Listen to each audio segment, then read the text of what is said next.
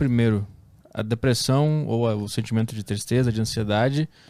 Ou é a... Não sei qual é a pergunta que eu quero fazer. Como é que é a pergunta? Eu quero saber o que se vem... Tipo assim, eu tenho essa porcaria. Eu não sei se é depressão, o que é. Eu tenho muita tristeza de vez em quando. Só que eu exercício. Eu faço academia, treino, como direitinho. De vez em quando vem essa merda e eu não sei de onde vem. E aí eu começo a parar de treinar. Então eu não sei o que vem primeiro. Se é... Eu parei de treinar e aí a depressão veio. Ou a depressão veio e eu parei de treinar. Entendeu? Eu nunca sei onde é que tá a origem do negócio que tá rolando. Você, assim, oscilações emocionais, isso é importante diferenciar, tá? Eu abro às vezes a caixinha de pergunta no meu Instagram, pra galera perguntar sobre saúde mental e tudo mais. E se essa pandemia afetou de alguma maneira a sua saúde mental, você não tá sozinho, você não tá sozinha, muita gente ficou mal, né? Porque você tirou um efeito protetor muito grande, que é a socialização, você falar com pessoas, sociabilizar. Mas oscilações emocionais são normais. Deixa eu diferenciar para você. Quando a sua emoção, oscilações emocionais, elas podem ocorrer por um estímulo externo ou interno. Por exemplo, você está chegando aqui no estúdio e alguém bate no seu carro. Um estímulo externo. Você fica pistola. Aí você fica bravo, você fica irritado, fica agressivo, ocorre uma série de liberação de hormônios, uma série de liberação de neurotransmissores no seu cérebro, a gente pode falar depois, que faz você ter uma sensação de irritabilidade e acaba se tornando uma pessoa agressiva naquele momento, com você ou com a pessoa que fez isso. Isso é uma oscilação emocional. Ou seja, a oscilação emocional, e pode ser por um estímulo interno. Você está sentado aqui agora me entrevistando e vê um pensamento, uma coisa que aconteceu na sua vida lá atrás, ou um problema que você tem futuro, e você fica triste, fica borocochô, fica para baixo. Então, uma oscilação emocional é uma oscilação pontual que ocorre devido a um estímulo interno ou externo perceptível. Esse pensamento, só pra gente não avançar ainda, esse pensamento que vem do nada, ele vem do nada? Que porra é essa? A gente chama de pensamentos automáticos ou intrusivos, que são pensamentos que surgem na sua cabeça devido a crenças que você tem. A psicologia cognitiva comportamental, que é a linha teórica que eu trabalho, ela trabalha com a ideia de que o nosso comportamento e as nossas emoções são regidos por crenças centrais. Não são limitantes. Crenças limitantes é um termo incorreto. São crenças centrais que a gente desenvolve durante a nossa vida. E a gente não sabe direito aonde a gente desenvolveu e por que a gente desenvolveu, é devido a uma série de construções, de comportamentos que a gente teve. E essas crenças, geralmente, a gente não tem muito acesso a elas. A terapia, ela consegue acessar. Às vezes o paciente, ele não manifesta verbalmente a crença. Por exemplo, pacientes com depressão, quando você vai tratar, geralmente tem uma crença de incapacidade ou insuficiência. Ele acredita fortemente que ele é incapaz e insuficiente. E ele acredita em relação a ele, em relação aos outros e em relação ao futuro. Essa tríplice. Essa crença que ele tem, que dificilmente ele verbaliza, eu sou uma pessoa incapaz, eu sou uma pessoa insuficiente. Essa crença, ela gera um padrão de pensamentos automáticos. Então a crença, geralmente ele não tem acesso. A crença, ela se manifesta em pensamentos automáticos. Por exemplo, um pensamento automático de uma pessoa que tem depressão e tem a crença de insuficiência, eu não vou conseguir fazer isso. Eu não vou conseguir fazer essa faculdade. Eu não vou conseguir fazer academia. Eu sou péssimo. As pessoas não gostam de mim. Eu não vou me dar bem pro futuro. Perceba que todos esses pensamentos têm a ver com a crença. É como se a crença fosse uma semente e esses pensamentos saem dessa sementinha.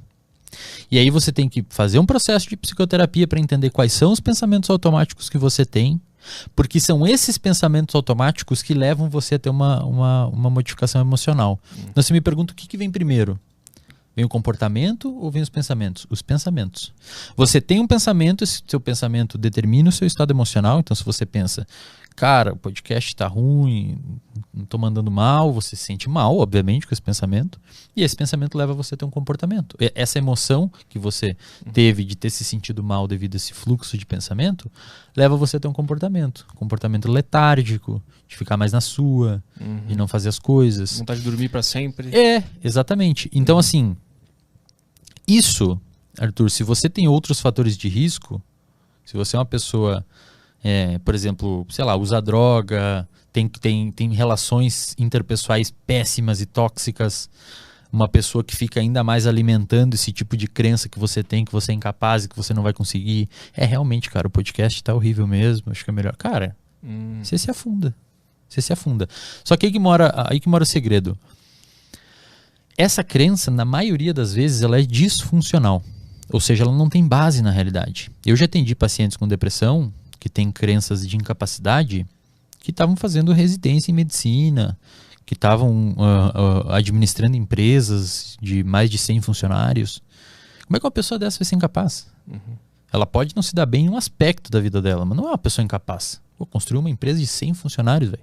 Mas elas relatam também que elas enxergam, assim, tipo assim, esse cara especificamente, ele enxerga a empresa, ele vê que ele consegue mandar bem nas 100 pessoas ali, ele gerencia tudo, mas ele acha que aquilo ali tá por um fio de ser descoberto que ele tá mandando mal, na verdade. Exato. É isso, né? Também. E a crença, ela é uma situação que ela se liga e desliga. Então, na terapia, a gente monitora a atividade da crença. Então, você vê que o paciente, às vezes, está com ele relata, você faz uma educação do paciente, explica para ele. Isso que a gente está falando aqui, você explica tudo em terapia para o paciente. Tem a crença, desenha, eu tenho os slides que eu mostro para o paciente e tal, para ele entender essa dinâmica. E você pergunta, hoje você considera que a sua crença está quanto ativa? 80%. E aí você vê que o comportamento da pessoa cai. Aí um dia a pessoa está eufórica, melhora, quanto que está a sua crença? 20% ativa. Quase não está me incomodando. E aí você ensina a pessoa a lidar com aquilo.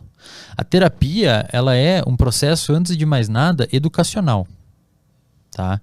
Que deve ser aplicada especialmente em oscilações de humor. E aí, terminando de responder a pergunta lá atrás, oscilações emocionais que ocorrem devido a estímulos internos e externos, bater o carro ou pensar no podcast, pode te deixar ficar mal, pontualmente, depois você melhora.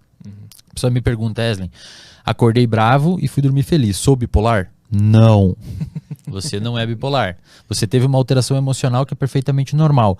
Anormal seria se você não tivesse essas oscilações emocionais. Você acorda mal, às vezes você acorda mal, você vai dormir mal, fica bem de meio-dia, enfim, qualquer coisa assim.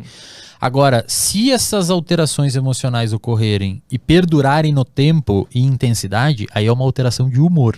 Tanto é que nos manuais de diagnóstico, em psicologia, a depressão é um transtorno de humor. Não é um transtorno emocional. É um transtorno de humor. Ou seja, o seu humor altera. Você fica triste por muito tempo. Você fica triste numa intensidade maior por tanto tempo. Aí você precisa ter um ajuste no que está levando você a ter esses comportamentos de tristeza, essas emoções, esse humor triste. E como que você está se comportando principalmente frente a isso. Por quê? Porque as pessoas em depressão, elas tendem a ficar hipoativas. Justamente, não saem, não vão à academia. E um dos principais tratamentos, hoje padrão ouro, do ponto de vista científico, em publicações científicas, para tratar a depressão, é chamado de ativação comportamental. Que é o quê? O terapeuta analisa as capacidades de enfrentamento do paciente e, à luz dessas capacidades de enfrentamento do paciente, o terapeuta bola um protocolo de ativação comportamental para aquele paciente começar a fazer as coisas. Então se é um cara que fica na cama o dia inteiro no quarto escuro, então beleza, durante a próxima semana a gente vai começar a abrir a janela. Depois você vai começar a arrumar a sua cama e levantar, lavar a louça, sair com o cachorro, devagar. Por quê? E isso é muito maneiro quando você entende isso. Porque nós somos sensíveis às consequências dos nossos comportamentos. E as pessoas não percebem isso. Então, se você faz alguma coisa, você é sensível ao que você fez. Você faz uma cagada, você fica mal. Você faz uma parada da hora, você fica bem. Quando a gente consegue alcançar um objetivo e realizar uma tarefa, nós somos recompensados por isso. E o paciente que está em depressão, ele se coloca em situações que não o recompensam e, por outro lado, se coloca em situações que deixam ele para baixo. Se você pegar uma pessoa do ponto de vista de saúde mental saudável hoje e deixar ela 2 dias num quarto escuro, a pessoa vai ficar triste. E a pessoa com depressão às vezes faz isso. Então, assim, ela tá num lugar que naturalmente vai deixá-la triste. Por isso que é curioso saber se a depressão especificamente ela é causada primeiro porque o cara tá se alimentando mal, se ele tá num quarto escuro, ou se ele come mal porque ele tá com depressão. Cara, isso é uma discussão que pode ser um pouco longa, tá? A depressão é uma doença multifatorial. Primeiro, antes de mais nada, se você tem um irmão gêmeo que tem depressão, um gêmeo idêntico, do ponto de vista genético, você tem algo aí na ordem de 20% de ter depressão, de desenvolver. Talvez 25%. Outros transtornos são mais. Se você tem um irmão gêmeo que tem autismo, você tem 90% de chance de ter. Então você praticamente vai ter, se você tem um irmão gêmeo idêntico. Se você tem um irmão gêmeo idêntico que tem transtorno bipolar, você tem 70% de chance de ter. Se for um irmão normal, tipo não gêmeo idêntico, um irmão normal, essa chance cai bastante. Então, primeiro, existe um fator genético na depressão. Então, se você tem familiares com depressão e tudo mais, você tem uma chance de desenvolver. A população geral, eu não sei se você tem noção desse dado, mas é muito interessante. E acho que a galera, às vezes, acha que depressão é aquela pessoa que não toma banho, que não escova o dente, sabe? E, cara, eu postei no meu Instagram esses tempos uma foto do Chester. Do ex-vocalista do Linkin Park. 40 horas antes dele se suicidar, o cara tava rindo na praia. Ele conseguia fazer as coisas dele do dia a dia, ele conseguia ir em reuniões, ele conseguia falar com a família, ele conseguia rir, mas tinha depressão. E aí a depressão, em algum momento, as capacidades de enfrentamento dele diminuíram e ele cometeu um suicídio. Então, depressão, muitas vezes você passa no mercado por pessoas que estão com depressão. A pessoa tá fazendo compra. A pessoa tá fazendo as coisas. Não é aquele estereótipo de filme que a pessoa fica extremamente desarrumada, mal. Essa é uma depressão severa. Então é verdade isso de você passar por pessoas com depressão, que todo mundo que está assistindo aqui tem 10% de chance de desenvolver depressão em algum momento da vida. É bem alta a incidência de depressão no planeta. Você tem 10% de chance a qualquer momento da vida ter depressão. Independentemente do que acontecer na tua vida? Na verdade, as situações que acontecerem na tua vida podem diminuir ou aumentar essa chance. A partir desses 10%, é isso? Por base, então, o ser humano tem 10%.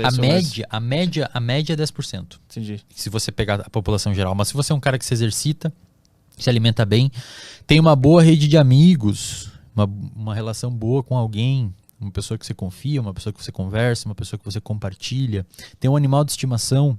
Tem estudos que mostram que animal de estimação, pets, são extremamente antidepressivos, que protegem contra a depressão. Se você pratica atividade física, se você dorme bem.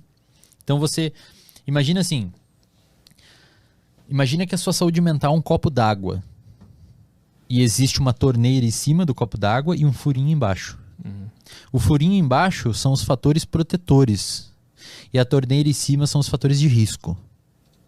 Então, quando o copo transbordar, você desenvolve depressão.